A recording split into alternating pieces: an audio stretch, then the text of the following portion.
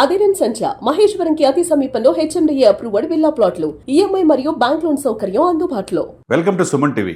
ఎప్పుడు రాజకీయాల్లో బిజీగా ఉండే పవన్ కళ్యాణ్ గారు మరలా ఆధ్యాత్మికత వైపు చూశాడు. మొన్న మురుగన్ సమావేశానికి ప్రత్యేక అతిథిగా మనం వెళ్ళడం చూసాం తమిళనాడులో మురుగన్ సమావేశానికి పెట్టుకుంటే ఆటంకాల ప్రభుత్వం కల్పించిందని చెప్పి అదే సమయంలో పవన్ కళ్యాణ్ గారు హిందూ ధర్మ సంరక్షకుడిగా హిందూ సనాతనాన్ని కాపాడే గొప్ప వ్యక్తిగా భారత సనాతన ధర్మాన్ని భుజస్కంధాలపై మోసే వ్యక్తిగా పవన్ కళ్యాణ్ గారిని మురుగన్ సమావేశానికి ముఖ్య అతిథిగా పిలిచారు. చాలా సంతోషం, చాలా గ్రాండ్గా సక్సెస్ అయింది. ఇకపోతే రాజకీయాల్లో ఇందాక చెప్పినట్టుగా పవన్ కళ్యాణ్ గారు దేశ రాజకీయాల్లో ఫాస్టెస్ట్ పొలిటీషియన్గా అంటే అతి తక్కువ కాలంలో ఎక్కువగా ప్రజల మన్ననలు పొందుతున్న పవన్ కళ్యాణ్ గారు అటు రాజకీయాలు ఇటు సినిమాలు బ్యాలెన్స్ చేస్తున్నారు. ఇంకోవైపు ఆధ్యాత్మికత. 100 కోట్ల మంది హిందువులకి హిందూ సనాతన ధర్మానికి పరిరక్షకుడిగా కనబడుతున్నారు. తిరుమలలో లడ్డు అపవిత్రమైందంటే చంద్రబాబు నాయుడు గారు చెప్పారు, పవన్ కళ్యాణ్ గారు చెప్పారు. దానికోసం 11 రోజులు తను ప్రాయశ్చిత్త దీక్ష చేసి దీక్ష విరమించుకోవటానికి నడకన మెట్లపై వెళ్ళి పసుపు కుంకుమ పోస్తా తిరుమలను దర్శించుకున్నాడంటే దాన్ని బట్టి ఆయన నిబద్ధతని హిందూ సనాతన ధర్మాన్ని పట్ల ఆయన గౌరవాన్ని ప్రపంచానికి తెలియజేశాడు. కట్ చేస్తే చాలామంది విమర్శించారు ఆయన్ని. ఎందుకు పగటి వేషగాడు అన్నారు, రకరకాల మాట్లాడినారు. మరి విమర్శించిన వాళ్ళకి ఏమైందో మనం చూసాం, రాజకీయాల్లో చూసాం. అసెంబ్లీ గేటు కూడా దాటినివన్నారు, వాళ్ళ ఇంటి గేటు దాటి బయటకు రాలేని పరిస్థితులు ఉన్నారు. విమర్శించిన వాళ్ళంతా ఆయన హ్యాపీగా అసెంబ్లీ గేటు తన్నుకుంటూ వెళ్ళాడు, 21 సీట్లు గెలిపించుకున్నాడు. ఈరోజు దేశ రాజకీయాల్లో మోదీ గారు 3వ ప్రధానమంత్రి అవడానికి చాలా కీలకమైన వ్యక్తిగా పవన్ కళ్యాణ్ గారిని చూసాం. మరి అటువంటి పవన్ కళ్యాణ్ గారు ఏది పట్టుకున్నా విషయం ఉంటే పట్టుకుంటాడు. ఆ పట్టుకుంటే ఆ పట్టు వదలడు పరయ్యేదాకా.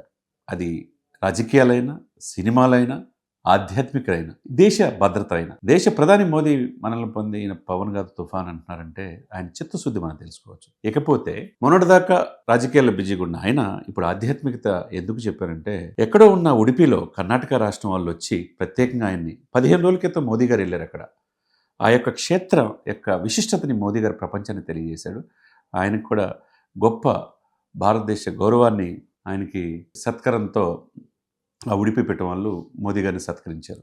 ఇక నిన్న పవన్ కళ్యాణ్ గారికి ముగింపు వేడుకలకి భగవద్గీత యొక్క సారాంశం, భగవద్గీత గొప్పతనాన్ని తెలియజేస్తా సుగుణేంద్ర స్వామీజీ వాళ్ళు, అంటే పుట్టిగే మఠ పీఠాధిపతి అనమాట, అంటే శ్రీకృష్ణుడి యొక్క పరమ పవిత్రమైన ప్లేసు, దానికి ముగింపు వేడుకలకి చీఫ్ గెస్ట్గా పవన్ కళ్యాణ్ పిలిచారు. ఆయన మాట్లాడే మాట కన్నడంలో మాట్లాడు. ఆయనకు ఇప్పుడు తెలుగు, హిందీయే కాదు, తమిళం, కన్నడం, మరాఠీ అన్ని భాషలు కూడా వచ్చు.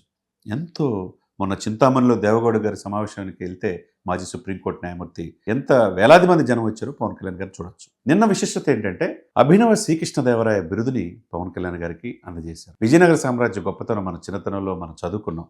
హరిహర రాయలు, బుక్కరాయలు, విద్యారణ్య మహర్షి యొక్క ప్రోత్సాహంతో విజయనగర సామ్రాజ్యాన్ని ఏ విధంగా చేశాడు. శ్రీకృష్ణదేవరాయలంలో విజయనగర సామ్రాజ్యం యొక్క గొప్పతనం ఇప్పుడున్న మనం పరమ పవిత్రమైన తిరుమల తిరుపతి దేవస్థానం కూడా ఆ కొండలు తొలిచి ప్రతి విజయానికి గుర్తుగా ఆయన నాణ్యాలు ఇచ్చేవాళ్ళు. కృష్ణదేవరాయలు గారి ఇరువురు భార్యలు మనం తిరుమలలో కూడా దర్శనం చేసుకుని బయటకు వచ్చేటప్పుడు లెఫ్ట్ సైడ్ ఉంటారు. ఒక స్వామీజీ, ఒక కృష్ణదేవరాయలు గారు మాత్రమే ఆ ప్లేస్లో ఉన్నారు. అటువంటి విజయనగర సామ్రాజ్యాన్ని ప్రపంచాన్ని తెలియజేసిన గొప్ప వ్యక్తి శ్రీకృష్ణదేవరాయలు. ఈనాటి సమాజంలో ఎంతోమంది పీఠాధిపతులు, మఠాధిపతులు ఉంటారు. కానీ ఫస్ట్ టైం ఈ యొక్క పీఠం, పరమ పవిత్రమైన శ్రీకృష్ణ పీఠం, పుట్టిగే మఠ పీఠాధిపతి ఆయన సుగుణేంద్ర స్వామీజీ గారు ప్రత్యేకంగా ఆయన సత్కరించి ఆయన చేతిలో గద లాంటిది పెట్టి తర్వాత భగవద్గీత పెట్టి భగవద్గీత గొప్పతనం గురించి కూడా చెప్తా నేటి తరం హిందూ సనాతన పరిరక్షకుడు పవన్ కళ్యాణ్ గారు అని చెప్పారంటే, పవన్ కళ్యాణ్ గారికి అభినవ కృష్ణదేవరాయ ఆనాటి విజయనగర సామ్రాజ్యం యొక్క గొప్పతనాన్ని శ్రీకృష్ణదేవరాయలు ప్రపంచాన్ని తెలియజేస్తే ఈనాటి హిందూ సమాజం యొక్క గొప్పతనం, హిందూ సనాతన ధర్మం యొక్క గొప్పతనాన్ని ఈ దేశానికి తెలియజేస్తున్న గొప్ప వ్యక్తి పవన్ కళ్యాణ్ గారు. Deputy chief minister of Andhra Pradesh అని ఆయన్ని కిరీటం పెట్టారు, చేతిలో అన్నీ కూడా సత్కరించి వీర తిలకం దిద్దటం అనేది తెలుగు ప్రజలుగా మనం అభినందించాల్సిన విషయం. దాంతోపాటు పవన్ కళ్యాణ్ గారు కూడా ఆ పీఠ యొక్క విశిష్టత, పూర్వజనం సుకృత వల్ల ఇక్కడికి రాగలిగానని చెప్పి ఆ పీఠ నిర్వహిస్తున్న స్వామీజీని అప్రిషియేట్ చేశారు. అదే సమయంలో 2 మాటలు మనం చెప్పుకోవాలి. భగవద్గీతని వ్లాదిమిర్ పుతిన్ మోదీ గారు మొన్న వచ్చినప్పుడు భగవద్గీతను రష్యా భాషలో అనువదించి ఇచ్చారు. కట్ చేస్తే ఆ పీఠాధిపతులు భగవద్గీత నేను చేతిలో పెట్టినప్పుడు ఒకే మాట అన్నాడు, భగవద్గీత అనేది మనం పూజ గదిలో పెట్టుకునేది కాదు, మనిషి మదిలో ఉండాలి, జీవితానికి భగవద్గీత అనేది ఒక మార్గదర్శి అని చెప్పటం ఏదైతే ఉందో యావత్ హిందూ సమాజం దేశం హర్షిస్తుంది. ఒక పవన్ కళ్యాణ్ ఇంత మెచ్యూరిటీ సినిమాల నుంచి రాజకీయాలు వచ్చిన ఈ వ్యక్తి అనతి కాలంలో సనాతన ధర్మ పరిరక్షుడయ్యాడు, మా పాలిట దేవుడు అని చెప్పేసి ఒక వర్గం ఆయన సపోర్ట్ చేసే తీరు వర్ణాతీతం. అదేవిధంగా ఆయన ఇంకో మాట చెప్పాడు, గోవుల్ని గోశాల యొక్క విశిష్టత గురించి సమాజానికి తెలియజేశాడు. నేను స్వయంగా 60 గోవుల్ని ఆవుల్ని పెంచుతున్నాను, గోశాలని నేను సొంత ఖర్చుతో నిర్వహిస్తున్నాను, ఇక్కడ గోశాల యొక్క బాగా చేస్తున్నారు, గోవుల యొక్క ఆవశ్యకత పవిత్రంగా మనం భావించాలని చెప్పి దాని గురించి కూడా చెప్పాడు. భగవద్గీత గొప్పతనం సారాంశం కూడా చెప్పాడు.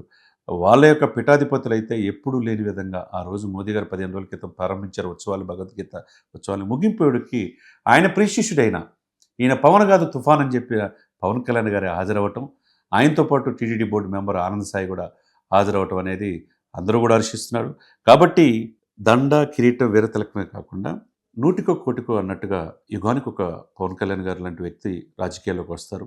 రాజకీయాలే కాకుండా హిందూ సనాతన ధర్మ పరిరక్షణ కాపాడటానికి ఆయన చేస్తున్న కృషి కోసం ఇంతవరకు ఆ పీఠం చరిత్రలో ఎవరు లేని విధంగా ఆయనకి అభినవ కృష్ణదేవరాయ బిరుదు ఏదైతే ఇచ్చారో ఆయన కింద కూర్చొని మోకాళ్ళ మీద కూర్చొని ఆ సత్కారం అందుకోవటం అనేది యావత్ దేశం కూడా హర్షిస్తూ ఉంది.